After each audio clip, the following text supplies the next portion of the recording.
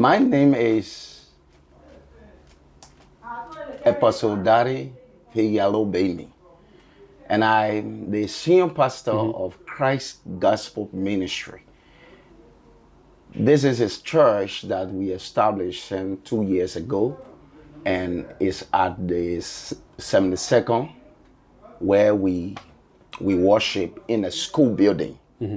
So I say Christ Gospel Ministry International because my mind said that this institution would go international. Okay. But I added international because I knew that God would take us to that stage. Okay. So tell me, so you have the church. Yes, I have the church. And then you have a really special ministry that really touches my heart. So tell me a little bit about what you guys do. Good. I've taken care of a group of kids. How many kids? They are 19 right now. 19. And my wife just gave birth. So Right. and they make it 20. Wow. 20. It is a challenge, but with God above, He been providing for them. He been providing for them. How I get them? Yeah. I go to hospital to pray for people. So when I go to hospital and a female gave birth and died, I take the baby. Okay, so the mom dies during childbirth. Yes. And then you take the child home? Yes. So I go to the hospital and I say, well, I have passion, God has given me the heart, and I want to take care of this baby with no support, depending on God for provision. I did it for the first time. I received 2 babies. How long ago was that, Beinmie? It was 2015 I started. Okay. Yeah, it was 2015 on the 8th of March. Okay. Yeah, when I went to the hospital. A woman gave birth in the Buchanan Government Hospital. Okay. Where there's a doctor was there by the name of Dr. Patrick. So that baby died. So 2013, and also what gave me the passion is that it happened to me. What do you mean? My wife go give birth January 10, 2013. She died in childbirth. Oh, okay. So when I see the baby, it grieves my heart. Yeah. It makes me to feel like there are people in this situation before I get there. So as a pastor, I was always sorry for the baby. I was always sorry for the baby because I played 2 roles. I play a father role, I play a mother role. So from 2013, the baby, my wife died in childbirth. So when she died in childbirth, took the baby. After 5 days, another person died in the same hospital. Another mom during birth. Another mom died in the same hospital. And the news hit me. Wow. So I said, well, I don't have a car, but I will find a bike. And I found a bike very fast. So a newborn baby on the back of a bike. Yes. Wow. Yes. And I went to the hospital. And that girl that died was from the ghetto. When I mean from the ghetto, the baby didn't have father. Right. So there was no attention. So her friends took her there to the hospital and left her. Okay. So there were no proper care. So she died. So when I went there, the doctor said, well, the baby is here, but my time is up, I'm leaving. Oh, no. So I started to walk around, and fortunately, a PA was there and said, well, we can't take care of the baby.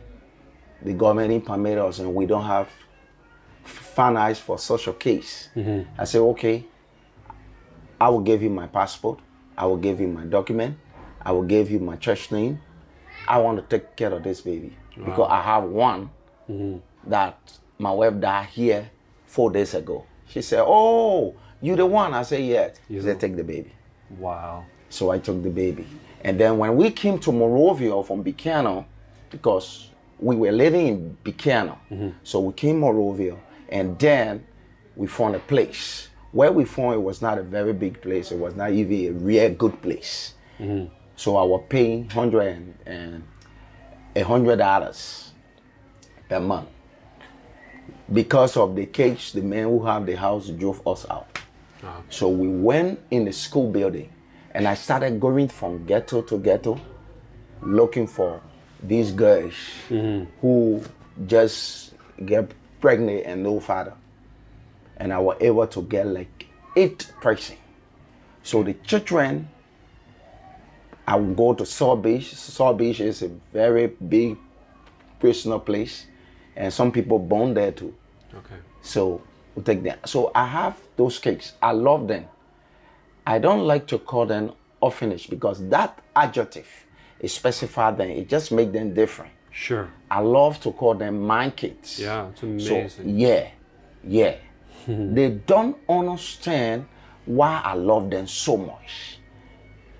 So, some of them can say, well, you really love me. I say, yeah, I love you because if Jesus can die for us, if Jesus can die for us, he loves us.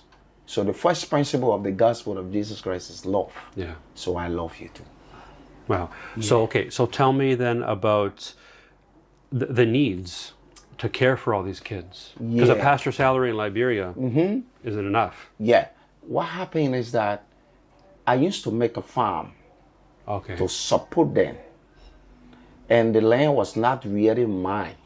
Oh, okay. So when I make farm, we divide the proceeds and I give to the man who owns the land. Yeah. But he was taking more, so I begin to drop.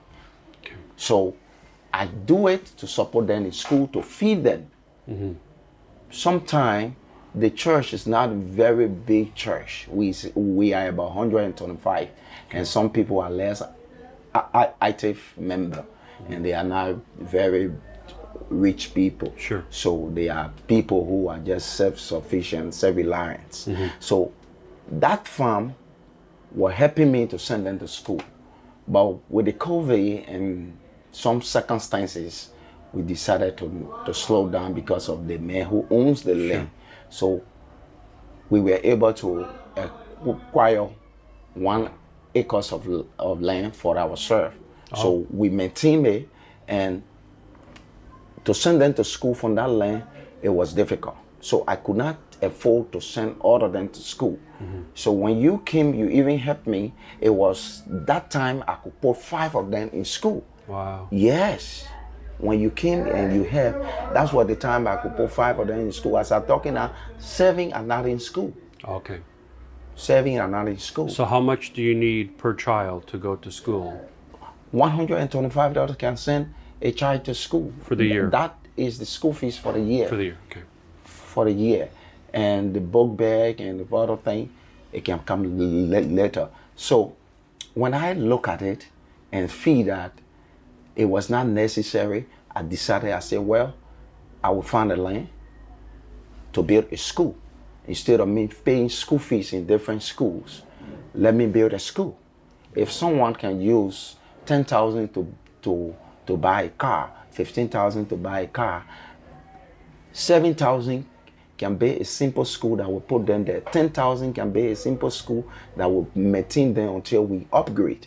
So this is what I'm looking at. But for the feeling, it's difficult. Yeah.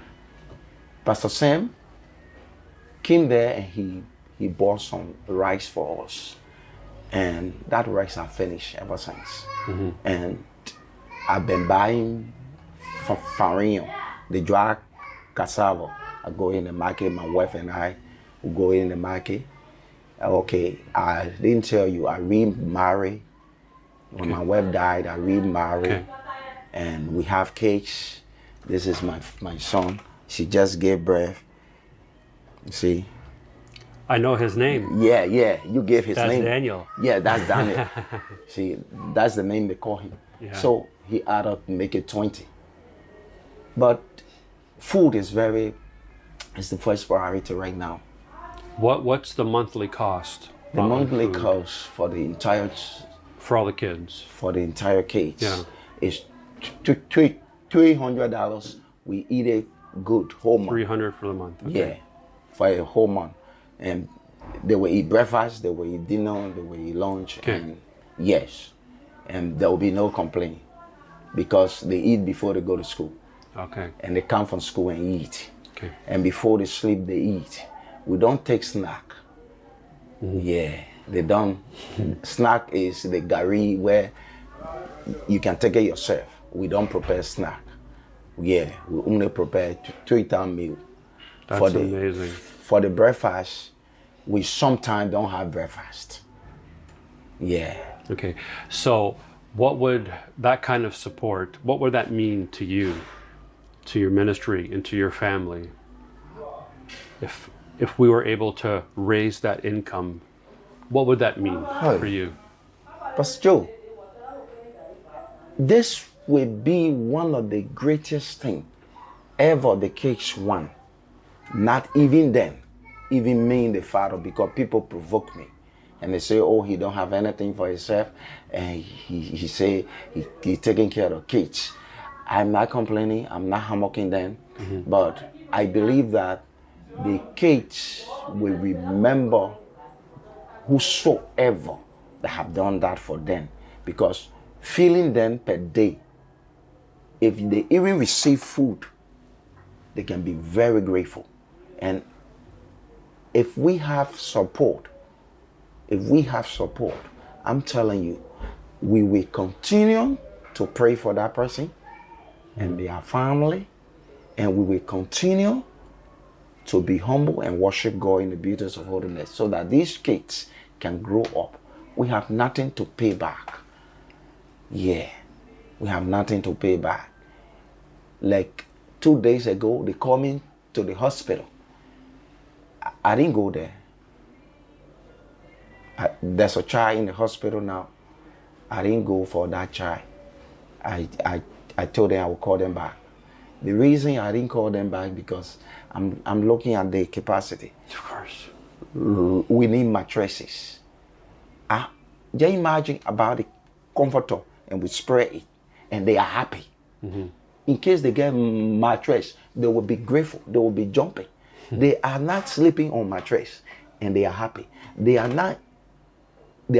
don't eat really rich food. They eat our African dish like cassava leaf, potato leaf, and okra, bitter ball, and things. But it's nice. But they appreciate it.